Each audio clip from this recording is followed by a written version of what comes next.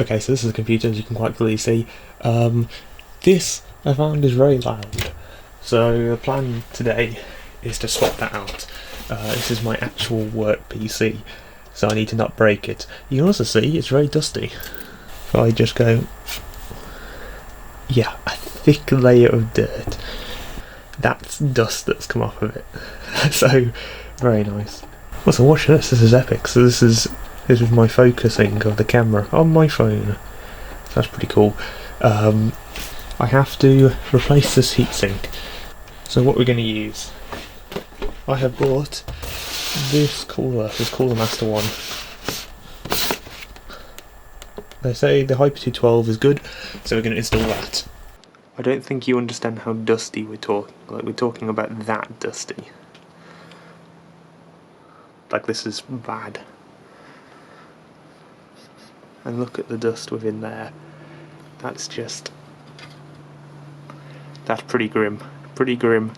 Okay, so somehow I need to remove the fan and then reinstall the new one. The new one does come with a back plate. Can't tell what you can see. Let me just unscrew this and we'll be back. It's basically just unscrewing it, that one first, and the other corner, and then that corner and that corner, and the back plate should just fall off.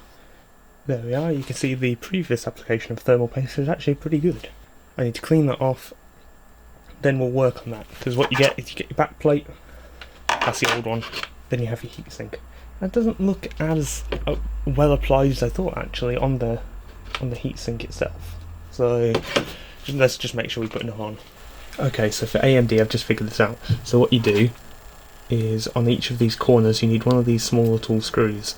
So it's using these ones, so you just put the screw through and then you clip this little plastic piece on top.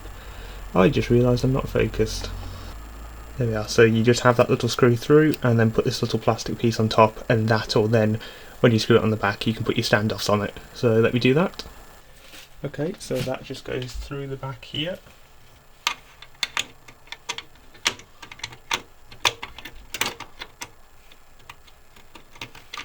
Need to make sure it actually lines up the screws.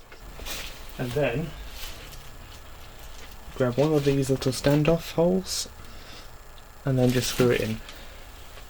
So hold it in from the back and then just screw it in like that. And do that for all 4 of them. This is not like a tutorial or anything, but I'm working this out as I go.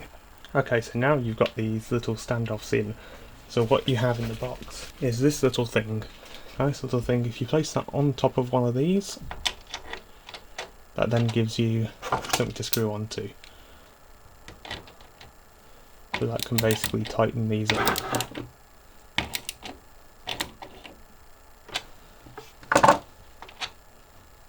You don't want to go too tight, but at the same time you want them not loose.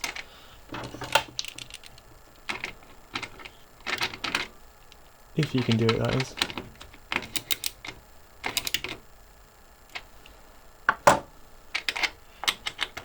Because again, you don't want to damage your board. I know this is only a cheapo board, which needs replacing, but still. You don't want to be able to like rotate it with your hand, I would say.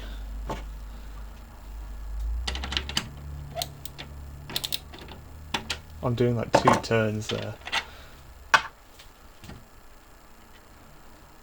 There we are. So those are installed.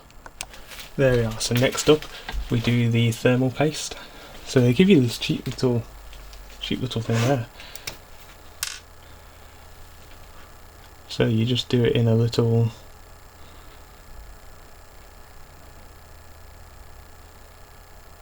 I tend to do it in like a plus pattern, and then just do a dot down here, dot down here, dot here, and dot here.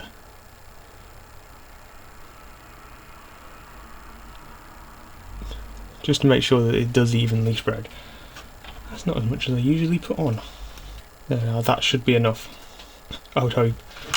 So next up is actually getting the heatsink and screwing it on. So this just hooks on there. There we are. So there's the inside of the computer Cooler Master. There we are. A fan on the side.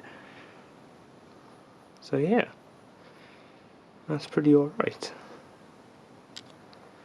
Hey, that's pretty good. I've given it a tiny bit of a wipe down, not a very good job, but just good enough for it not to, be full of cobwebs. There we are, done. Hopefully this is quieter. If it isn't, I'll just keel over and die.